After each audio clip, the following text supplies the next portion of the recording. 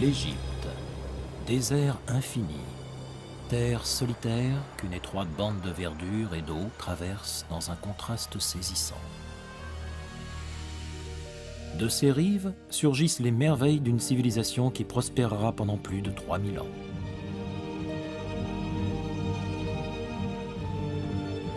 Une simple plaque de schiste exhumée des sables témoigne du tout premier des pharaons. Vieille de plus de 5000 ans, cette palette de Narmer nous entraîne sur les traces de l'Égypte antique bien avant que n'apparaisse le premier d'entre eux.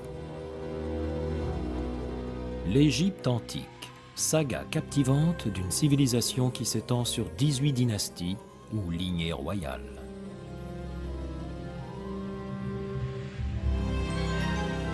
Né sous le règne du pharaon Djoser, sous l'ancien empire d'Égypte, l'art des pyramides se transmet et se perfectionne pendant plus de 4 siècles avant de disparaître.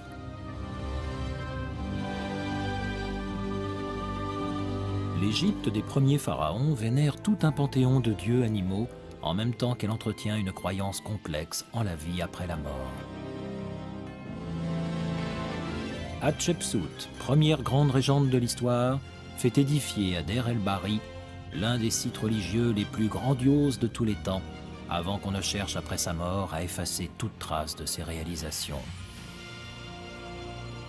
Puis c'est au tour des Hyksos, venus d'Asie, de conquérir l'Égypte avant de se voir repoussés par le fier peuple égyptien. Une lutte qui s'étend jusque sous la coupelle du roi Ahmosis qui proclame, avec la 18e dynastie, le Nouvel Empire.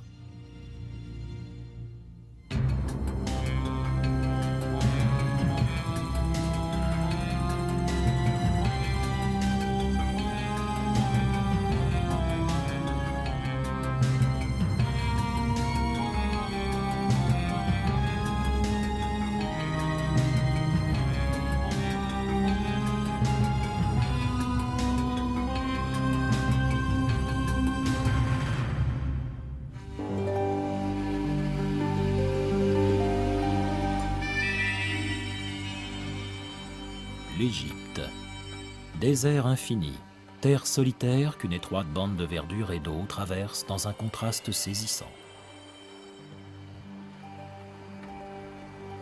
De ses rives surgissent les merveilles d'une civilisation qui prospérera pendant plus de 3000 ans. Une simple plaque de schiste exhumée des sables témoigne du tout premier des pharaons. Vieille de plus de 5000 ans, cette palette de Narmer nous entraîne sur les traces de l'Égypte antique bien avant que n'apparaisse le premier d'entre eux. L'Égypte antique, saga captivante d'une civilisation qui s'étend sur 18 dynasties ou lignées royales.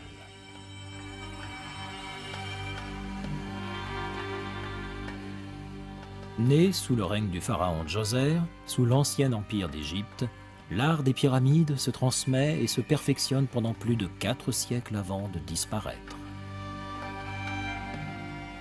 L'Égypte des premiers pharaons vénère tout un panthéon de dieux animaux en même temps qu'elle entretient une croyance complexe en la vie après la mort. Hatshepsut, première grande régente de l'histoire, fait édifier à Der el-Bahri l'un des sites religieux les plus grandioses de tous les temps, avant qu'on ne cherche après sa mort à effacer toute trace de ses réalisations. Puis, c'est au tour des Hyksos venus d'Asie de conquérir l'Égypte, avant de se voir repoussés par le fier peuple égyptien. Une lutte qui s'étend jusque sous la coupelle du roi Ahmosis, qui proclame, avec la 18e dynastie, le Nouvel Empire. En 1386 avant Jésus-Christ, la civilisation égyptienne fête déjà 2000 ans d'une histoire qui aura vu défiler quelques 86 pharaons. C'est à cette époque que le jeune et dynamique roi Amenhotep III, qui devient Amenophis III, monte sur le trône. Lorsque le pharaon Amenophis III arrive au pouvoir, l'Égypte est déjà un empire prospère et stable. Les richesses affluent en particulier vers la famille royale. L'image de ce pharaon est par conséquent étroitement liée à celle d'une Égypte culturellement et architecturalement très développée.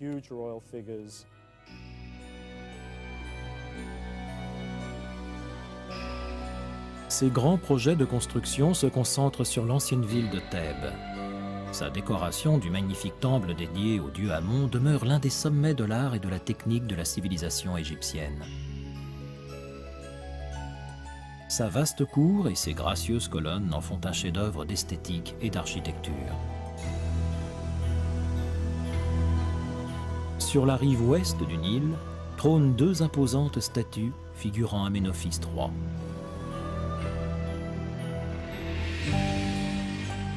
Hauts de 18 mètres, ces deux colosses de même nom sont les seuls vestiges du temple funéraire que le pharaon s'était fait construire ici.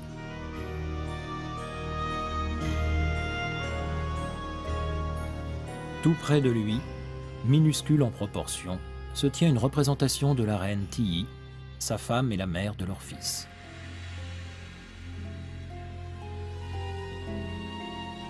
L'Égypte, grâce à ses importantes expéditions commerciales conduites à l'étranger ainsi qu'à ses abondantes réserves d'or en provenance des mines de Nubie, vit à cette époque des jours riches et prospères.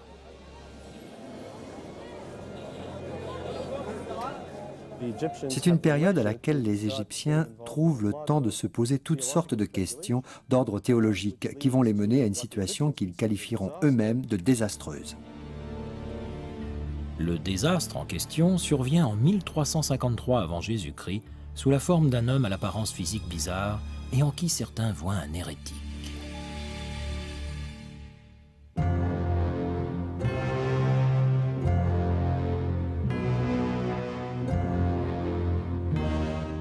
Alors qu'Aménophis III avait préparé son fils aîné à lui succéder, ce dernier décède.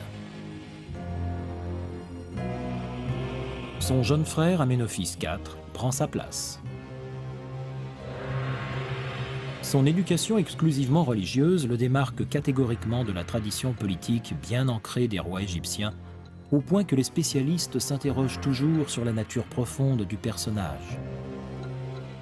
Était-il simplement un fanatique ou au contraire un grand réformateur, un visionnaire ou plutôt un fou? Son mysticisme en tout cas le fait passer pour le plus insolite de tous les pharaons. Alors que sur plus de 17 siècles, les Égyptiens ont été habitués à vénérer plusieurs divinités différentes, Aménophis IV impose d'emblée un dieu unique et suprême, le dieu solaire Aton.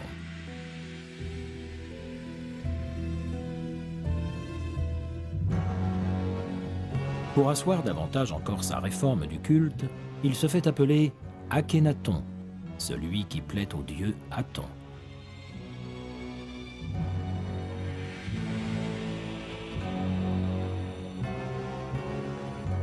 C'est la toute première fois dans l'histoire de l'humanité qu'on exige d'un peuple qu'il s'en tienne à un seul dieu. Le bouleversement est tel que l'Égypte en est ébranlée jusqu'au plus profond de ses racines. Son règne marque l'une des grandes crises de l'histoire d'Égypte. C'est une période à laquelle on renverse les vieilles croyances, on déplace la capitale et l'on ferme les lieux de culte. Cela fut sans doute très dur à vivre pour la population.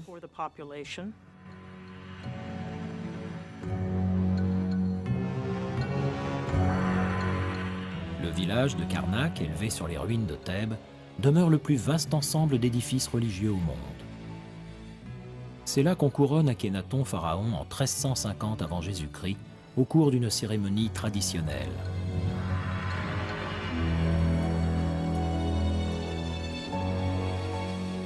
Une tradition qui s'efface cependant au fur et à mesure que de grands bouleversements se profilent à l'horizon. Tout commence avec l'extension et l'embellissement du temple d'Amon à Karnak.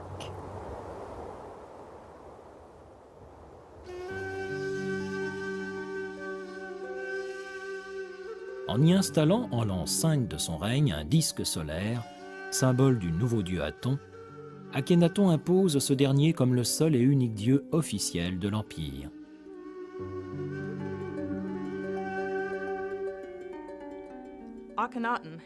On l'a parfois qualifié de premier monothéiste de l'histoire, dans le sens où il a volontairement évincé la croyance dans d'autres dieux pour ne privilégier que l'adoration de son disque solaire. On retrouve cet anticonformisme dans le choix de sa reine, Néfertiti. Issue d'une famille non royale, elle n'en joue pas moins un rôle capital dans le règne de son époux. L'une des représentations sculptées les plus admirables jamais mises à jour en Égypte n'est autre que le buste de calcaire de cette reine légendaire. L'idée maîtresse de ces représentations était de montrer une femme extrêmement belle et séduisante. On ne sait pas en vérité si c'était le cas. Mais il s'agissait de la présenter d'abord comme l'incarnation suprême de la beauté, justifiant, comme pour toute autre reine, qu'elle soit la partenaire idéale du roi. Si l'on nous montre une Néfertiti idéalement belle, la nature a en revanche pourvu Akhenaton d'un physique tout aussi étrange que ses idées.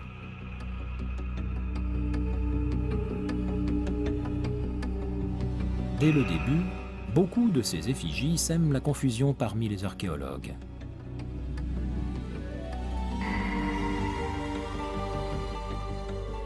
En effet, il apparaît souvent avec des hanches larges, un ventre et une poitrine proéminents, au point qu'on a parfois émis l'hypothèse d'une femme travestie en homme.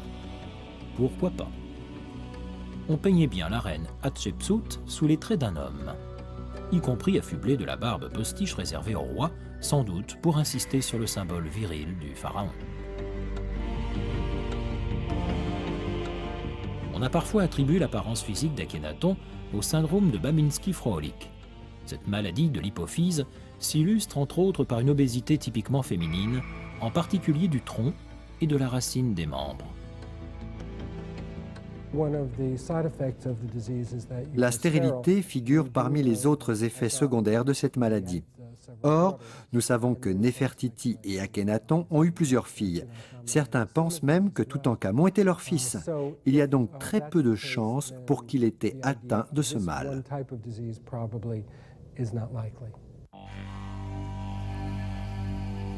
On n'a jamais retrouvé la momie d'Akhenaton.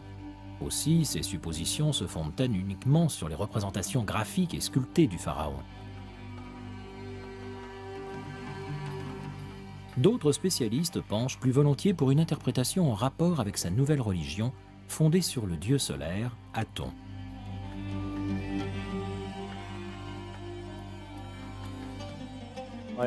Mon point de vue est qu'il incarne les caractéristiques physiques de cette divinité.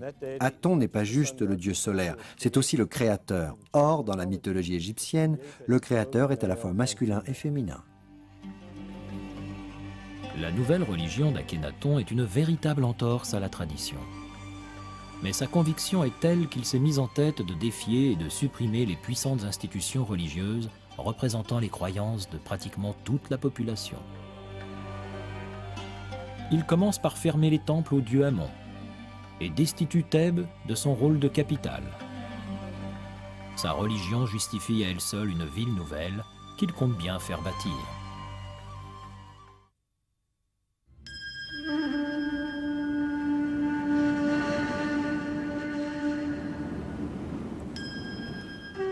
L'an 1344 avant Jésus-Christ marque l'aube d'une ère nouvelle. À 305 km en amont du Caire, dans une vaste anse de falaises dont un côté borde le Nil, surgit sous l'impulsion d'Akhénaton la nouvelle capitale de Tel al-Amarna.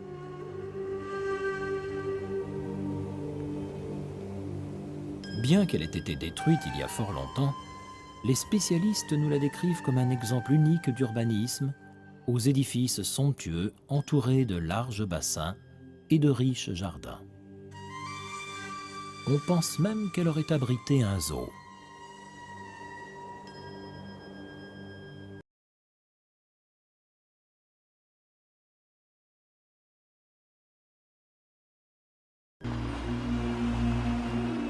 Le pharaon baptise sa nouvelle ville Akhetaton, qui signifie l'étendue sur laquelle rayonne le dieu solaire. Au centre de la ville s'élève le grand temple, dédié tout entier à l'adoration du dieu Aton.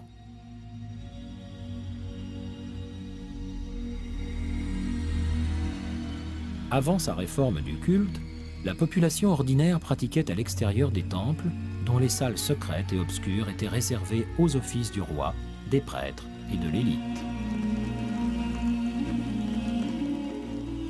Akhenaton décide que dorénavant, le commun des mortels célébrera son dieu en sa compagnie, en plein air et sous les rayons vivifiants du soleil. Probablement 3 cérémonies ont lieu quotidiennement au grand temple. La première à l'aube, lorsque le soleil se lève sur les falaises à l'est de la ville. La seconde à midi, avec le soleil au zénith. Et enfin, à la tombée du jour, avec la déclamation par les fidèles d'un cantique au soleil, composé par Akhenaton lui-même.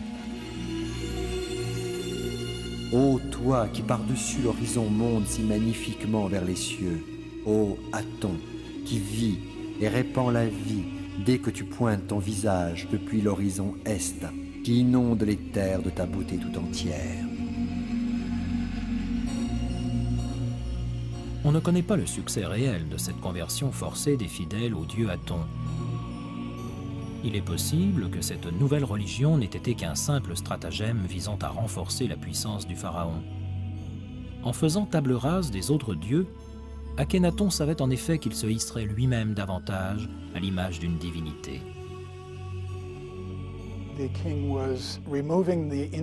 Le roi a fait un grand ménage. Il a balayé toute la hiérarchie des prêtres et le fouillis encombrant de centaines de dieux différents. Il n'a laissé à leur place qu'un culte tout simple, et avec lui suffisamment d'espace pour s'imposer lui-même comme une divinité vivante.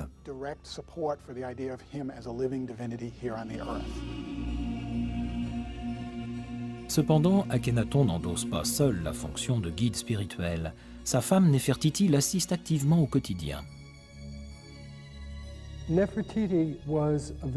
Néfertiti joue là un rôle capital.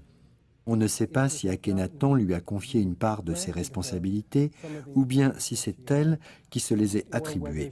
Certains égyptologues ont d'ailleurs toujours considéré que c'est surtout Néfertiti qui tirait les ficelles de cette réforme religieuse.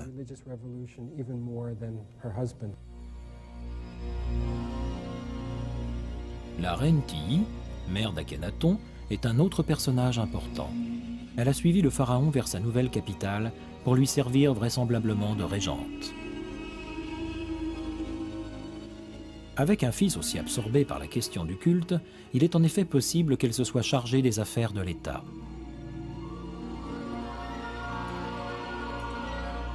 De curieuses tablettes d'argile envoyées au pharaon Akhenaton laissent à penser que ce fut le cas. Rédigées dans l'urgence depuis les avant-postes militaires de l'Empire égyptien en Syrie, elles font état de l'imminence de leur capitulation face aux attaques répétées de l'ennemi. Plus connues sous le nom de « lettres d'Amarna », elles implorent le pharaon de dépêcher du renfort contre la promesse d'une fidélité absolue. Là où le moindre pharaon aurait très certainement répondu par l'envoi de troupes, la probabilité veut que la reine Tiye ait tout simplement ignoré ces appels au secours.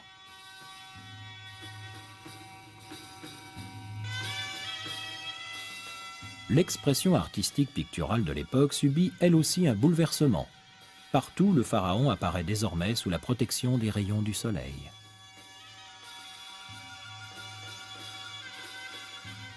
Alors qu'on avait toujours représenté les pharaons sous des traits physiques parfaits, Akhenaton ordonne à ses artistes officiels de le dépeindre d'une manière aussi réaliste que possible. Ainsi, on ne montre plus un guerrier viril, mais un personnage féminin.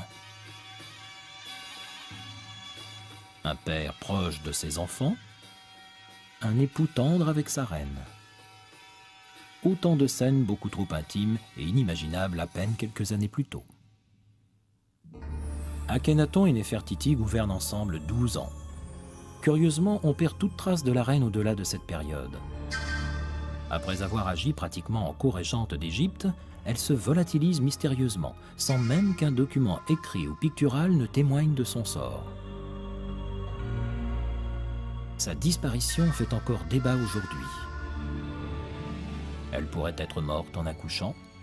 On a également suggéré une quelconque imprudence ou indiscrétion de sa part, au point qu'Akhenaton ait éventuellement cherché à se débarrasser d'elle. À moins, tout simplement, qu'elle ne se soit laissée absorber tout entière par son culte du soleil.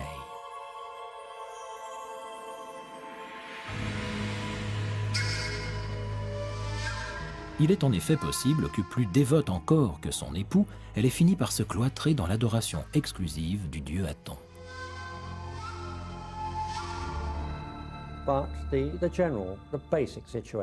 Beaucoup plus simplement, elle est probablement morte. On sait en tout cas qu'elle a été enterrée dans la tombe royale d'Amarna, en dehors de la ville.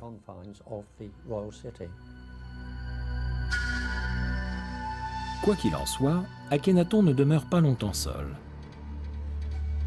Il nomme un nouveau co-régent du nom de Smenkhar, dont certains pensent qu'il s'agit peut-être de son frère cadet.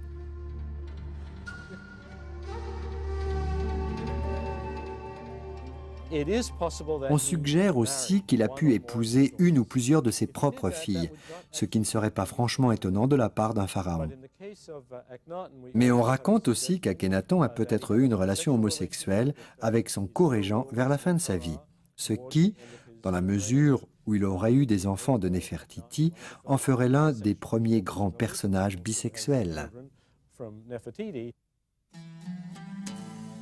Son apparence physique, pour ainsi dire, peu catholique, et sa démarcation radicale d'avec les religions traditionnelles ont poussé l'histoire à le cataloguer parmi les hérétiques. Tout porte à croire, d'autre part, que son culte du soleil ait finalement fait peu d'adeptes parmi la population.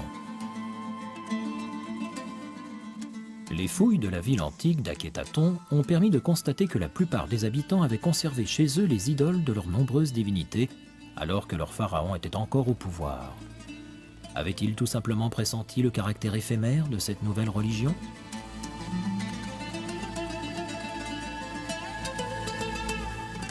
L'adoration du disque solaire ne survit pas à la mort d'Akhénaton en 1334 avant Jésus-Christ. La réaction est même extrêmement brutale. On détruit systématiquement tout ce qui se rapporte à son nom. Seuls ses partisans, craignant le pire, s'empressent de déplacer son corps de la tombe de Tellal à Amarna. La coutume voulait qu'on se rassemble pour organiser soigneusement la mise en lieu sûr de la dépouille des pharaons importants, de sorte qu'ils puissent passer tranquillement à la postérité. C'est certainement ce qui a dû arriver pour Akhénaton.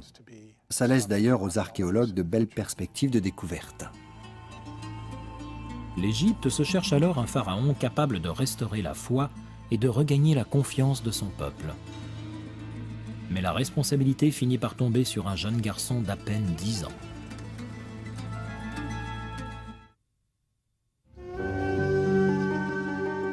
Derrière la barrière des falaises de Deir el-Bahari, dans la zone montagneuse située à l'ouest de Thèbes, se trouve une région de ravines et de lits de rivières asséchés que l'on appelle des wadis.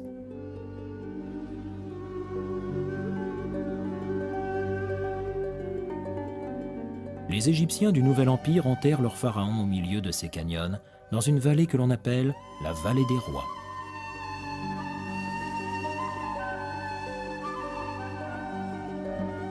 C'est là que par un après-midi de 1922 de notre ère, une découverte ressuscite de l'oubli des sables le nom d'un pharaon supposé de moindre importance.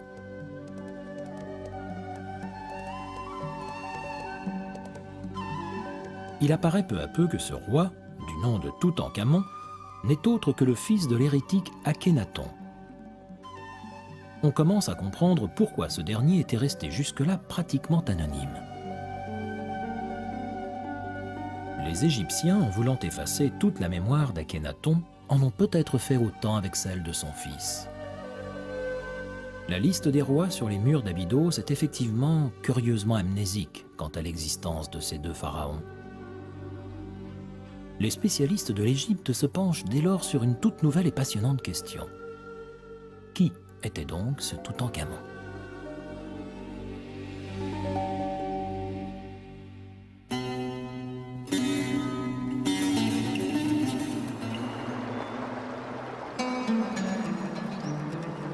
Toutankhamon est né et a grandi dans la capitale d'Amarna.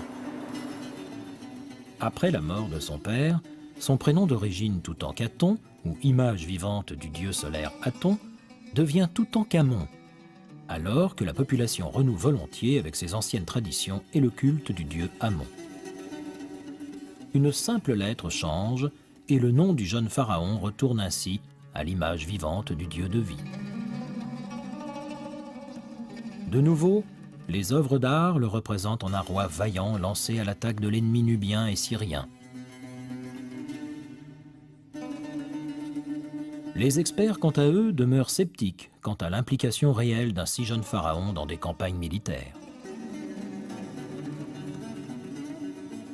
Tout porte à croire en effet que les responsabilités de commandement aient été confiées au général Horemheb, un ambitieux guerrier que les documents retrouvés décrivent comme le commandant en chef de l'armée et vice-roi.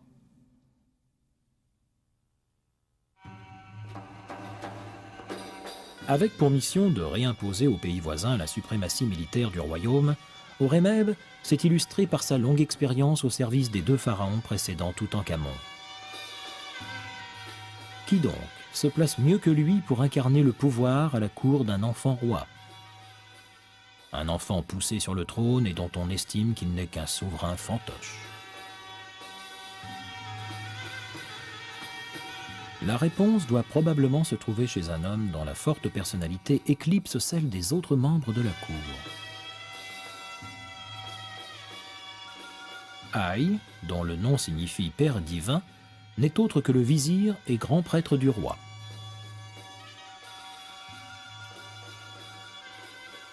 C'est un fonctionnaire habile et déterminé.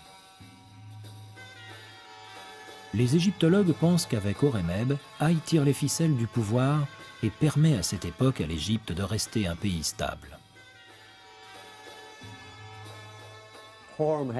Horemheb et Haï sont tous 2 adeptes du dieu Amon. C'est sous leur impulsion que le pays se débarrasse du dieu solaire Aton et revient aux anciennes croyances basées dans l'ancienne ville de Thèbes, c'est-à-dire maintenant Luxor. Bien entendu, toutes les inscriptions de l'époque continuent de faire les louanges de Toutankhamon. Mais en vérité, ce sont en coulisses les bureaucrates, les fonctionnaires, le général Horemheb et le grand prêtre Haï qui gouvernent le pays et apposent partout où il le faut les tampons officiels. On continue de s'interroger sur l'investissement réel des pharaons dans la politique extérieure et dans les affaires intérieures de leur pays. L'Égypte dispose en effet d'une véritable bureaucratie d'administrateurs et de scribes. Le pharaon est avant tout le chef de file royal et religieux. Comme ses prédécesseurs, le jeune Toutankhamon voit sa vie orchestrée par une série d'activités et de cérémonies destinées simplement à le renforcer dans son titre. Ce jeune roi est d'abord une personne qu'on s'attache à couvrir en permanence des symboles de la royauté. On l'assiste du moment où il se lève au moment où il se couche. Son champ d'action est finalement très restreint et les affaires de l'État ne l'intéressent pas vraiment. Il doit juste avoir envie d'ôter sa couronne ainsi que tout l'apparat qui marque ses prérogatives pour s'en aller jouer avec ses camarades.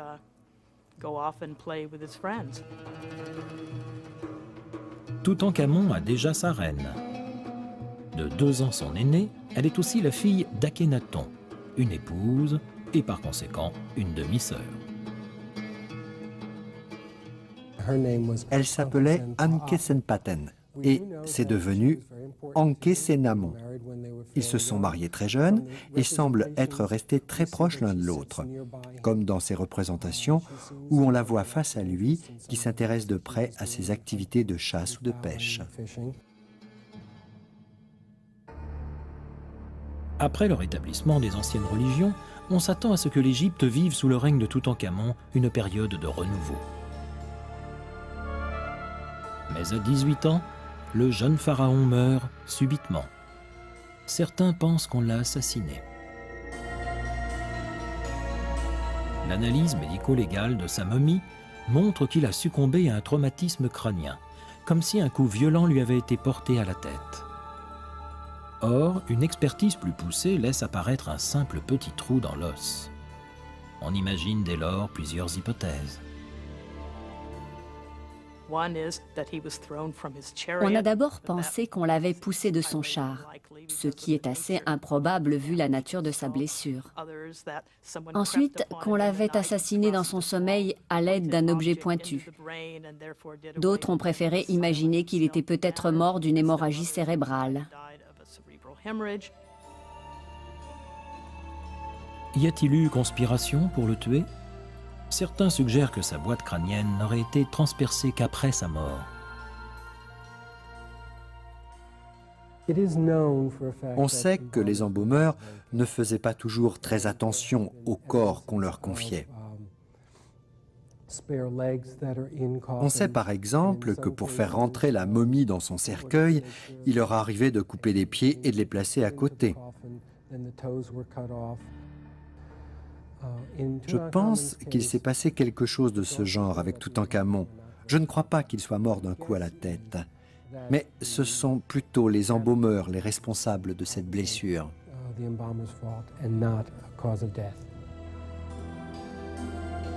Cette mort prématurée ne laisse pas à ses ouvriers le temps de lui bâtir une tombe royale digne de ce nom.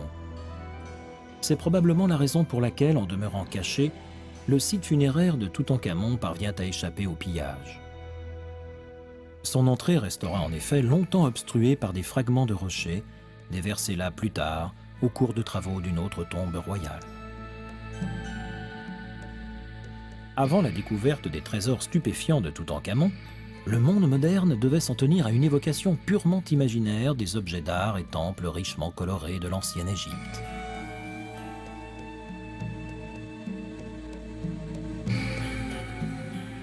La mise au jour du tombeau du jeune pharaon permet ainsi de constater toute l'opulence et la magnificence de l'époque.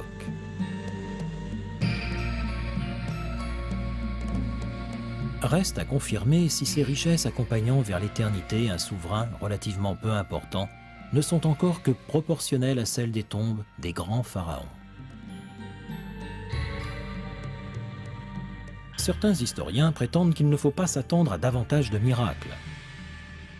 Avec une population si reconnaissante pour la réhabilitation des anciennes religions et l'émotion soulevée par un décès aussi prématuré, il est probable que les funérailles de Toutankhamon aient été déjà des plus fastueuses.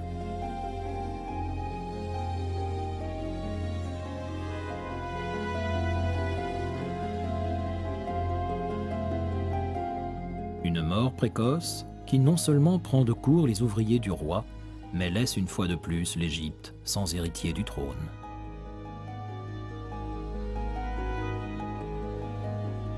On sait pourtant que le jeune couple royal a tenté de prolonger la lignée. 2 fœtus momifiés ont été retrouvés dans la tombe de Toutankhamon. Ce sont très certainement les restes de petites filles mort-nées. La théorie de certains égyptologues veut que les unions consanguines cumulées aux maladies et aux guerres de l'époque aient contribué au déclin de certains règnes. Dans le cas de Toutankhamon, il semble que cet enfantement consanguin ait tout simplement rendu ces créatures trop fragiles pour qu'elles survivent. Comme il n'y a aucun successeur légitime, on confie par défaut l'autorité du pays à Haï, grand vizir de Toutankhamon. Des documents montrent que juste après la mort de son souverain, Haï se serait préparé à prendre pour épouse la jeune veuve du pharaon afin de renforcer sa légitimité au trône. Celle-ci, suspectant la complicité d'Haï dans la mort de son mari, aurait tenté de fuir ce mariage. Désespérée, la jeune Ankhésénamon aurait réclamé de l'aide à l'étranger en écrivant au roi des Hittites.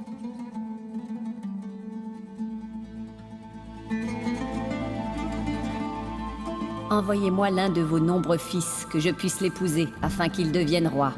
Je n'ai personne ici.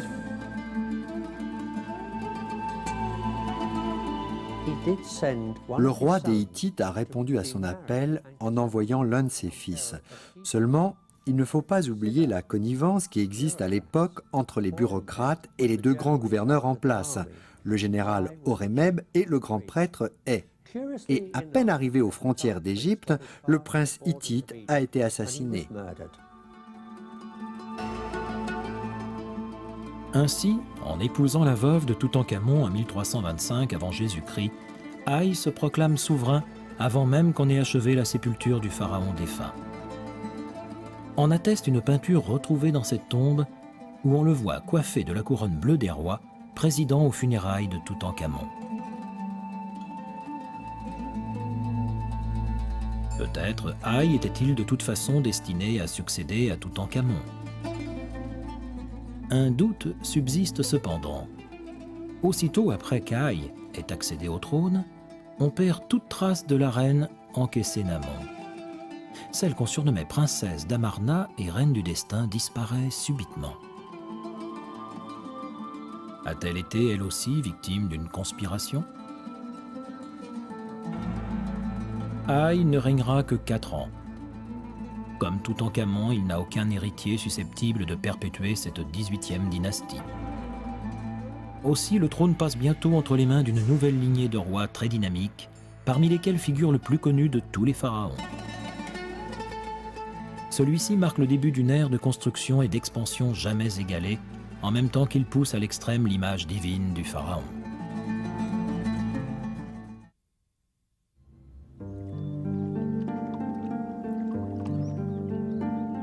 L'ancienne ville de Thèbes. Les pharaons se plaisent dans ces paysages qui bordent le Nil.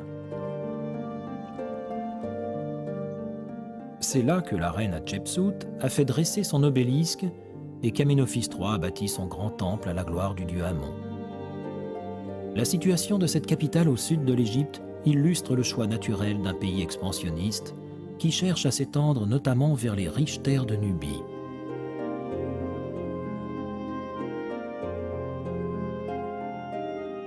Avant de mourir, Toutankhamon y a réinstallé sa cour royale.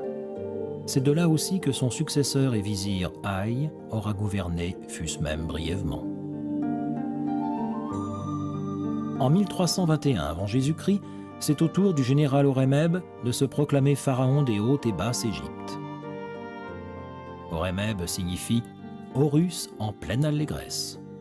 Divinité égyptienne à tête de faucon, l'oiseau de proie Horus incarne le dieu des rois.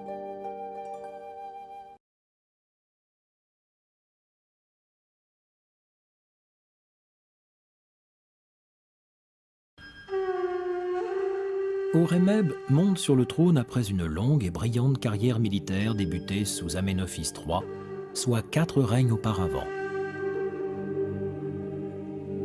Akhénaton l'a nommé chef suprême des armées et Toutankhamon vice-roi.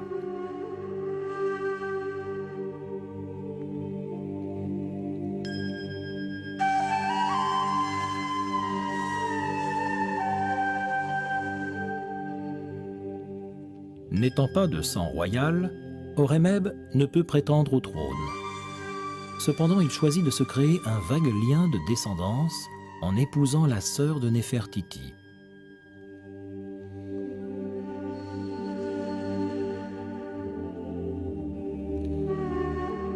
Comme il n'est plus extrêmement jeune, il s'empresse d'abord de ramener l'Égypte à la situation précédant la période dite d'hérésie introduite par Akhénaton. À Thèbes, il fait réouvrir les temples d'Amon.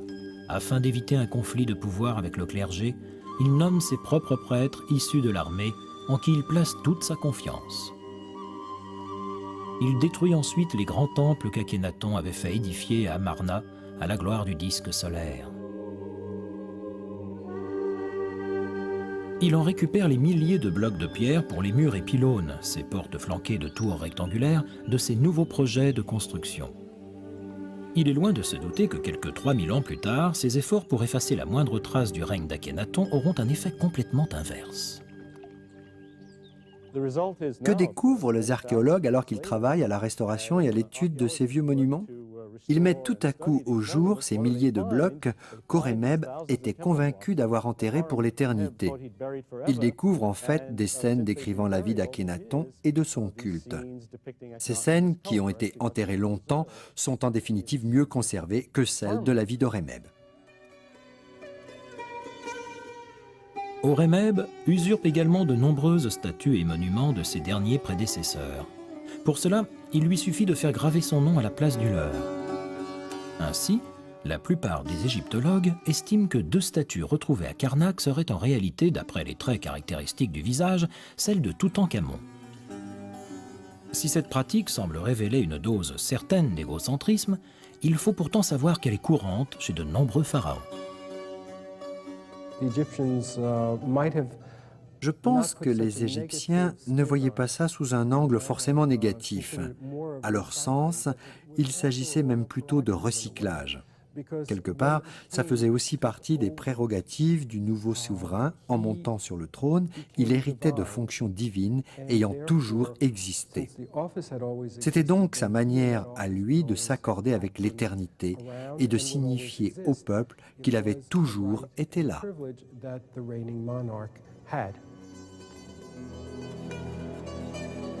Horemheb reste au pouvoir pendant près de 30 ans. À sa mort, en 1306 avant Jésus-Christ, on le maudit à son tour pour ne pas s'être assuré de descendants légitimes. Afin d'éviter le chaos autour de sa succession, il a tout de même désigné son vizir comme futur souverain. Un roi qui, en prenant le nom de Ramsès Ier, inaugure la 19e dynastie, tout en étant loin de se douter qu'elle restera parmi les plus grandes épopées de l'histoire d'Égypte. Ancien officier de carrière, Ramsès Ier devient pharaon alors qu'il est probablement dans sa cinquantaine.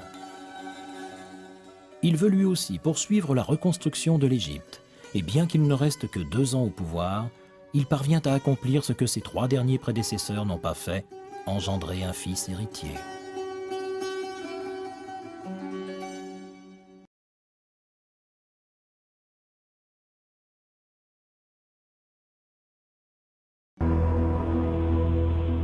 Le fils de Ramsès Ier se nomme Séti, dont le nom rappelle la dévotion de sa famille au dieu Seth.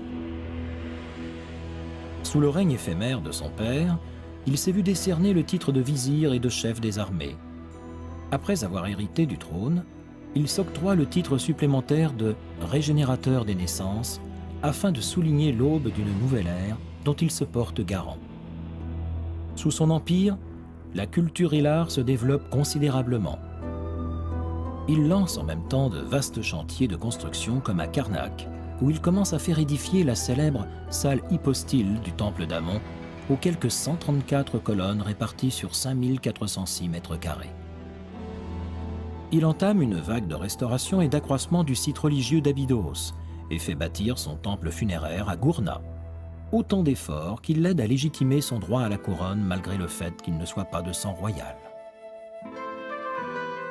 La cité d'Abydos est dédiée au culte d'Osiris, le dieu des morts.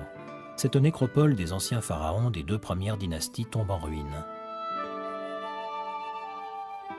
Le temple que Séti Ier se fait construire à cet endroit est considéré comme l'un des grands chefs-d'œuvre de l'époque. À l'intérieur, il apparaît représenté aux côtés de nombreux dieux égyptiens. On pense effectivement à l'époque que les dieux résident là où on leur a dédié un temple.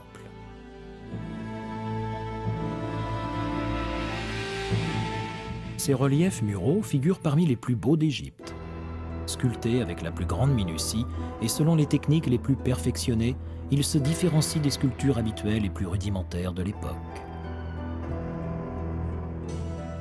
C'est aussi dans ce temple que l'on a découvert la fameuse table d'Abydos, liste que Séti Ier fait graver en hommage aux pharaons qu'il considère comme les plus importants, c'est-à-dire de Ménès à lui-même. Séti signifie fils du dieu Seth, la divinité des tempêtes et de la guerre. Sur les champs de bataille, le pharaon se montre à la hauteur de son nom. Si Horemheb s'est chargé de rétablir les anciennes traditions égyptiennes, Séti Ier se préoccupe de restaurer à l'étranger le prestige du pays, ainsi que de reconquérir certaines régions éloignées de son vaste empire, notamment le Levant, après sa bataille de Kadesh en Asie. C'est un roi qui a été élevé dans une culture militaire. Il va entreprendre 4 campagnes contre les Hittites et repousser une invasion libyenne à l'ouest. Le temple de Karnak figure parmi ses plus grandes réalisations. Le long du mur nord, vous avez ces immenses et longs reliefs qui le représentent attaquant les forteresses ennemies. On a là véritablement un guerrier puissant. Après 13 années d'un règne particulièrement fécond, Séti Ier s'éteint en 1278 avant Jésus-Christ. On l'enterre d'abord dans le tombeau qu'il s'est fait construire dans la vallée des rois, avant de déplacer sa momie vers une sépulture secrète creusée dans les falaises surplombant le temple d'Hatchepsout à Der el-Bahri. Ceci afin de lui épargner un éventuel pillage.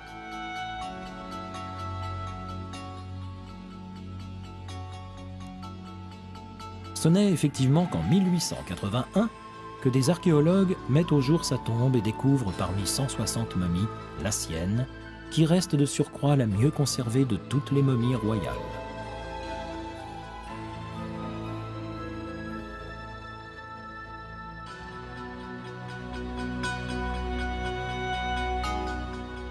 La première épouse de Séti est la reine Tuya. Elle aussi est issue d'un milieu militaire, sans aucune origine noble. Si leur premier fils meurt et que leur second enfant est une fille, le troisième va devenir le souverain le plus célèbre d'Égypte.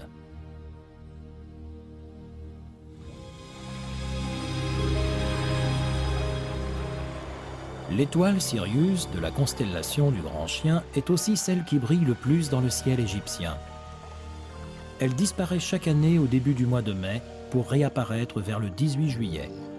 Son retour marque pour les Égyptiens anciens le début de la saison des crues où le Nil dépose alentour ses limons fertiles. Une année, sous le règne de Séti, ces crues sont particulièrement importantes. La légende veut qu'elle annonce l'avènement du prochain souverain. Celui-ci n'est autre que Ramsès II, dont le nom deviendra presque à lui seul synonyme de pharaon. Un succès qu'il doit peut-être à la préparation consciencieuse à laquelle son père Séti Ier l'astreint 6 années durant.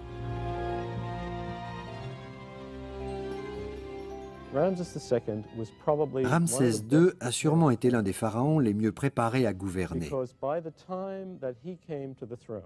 Son père l'a associé au trône 6 ans avant sa mort. Il lui succède ensuite à une époque où l'on a déjà pris l'habitude de s'assurer que les princes héritiers ont suffisamment d'expérience militaire et politique pour régner.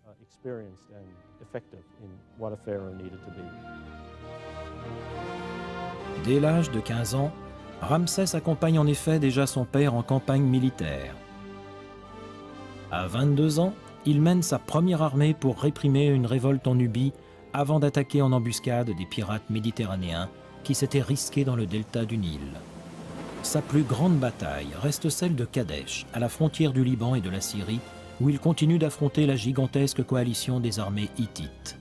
Ainsi, Séti Ier voit-il son fils devenir un grand chef militaire et un digne souverain. Un magistral Ramsès II qui, doué d'une lucidité et d'une assurance sans pareille, s'apprête à laisser une marque indélébile dans l'histoire de l'Égypte.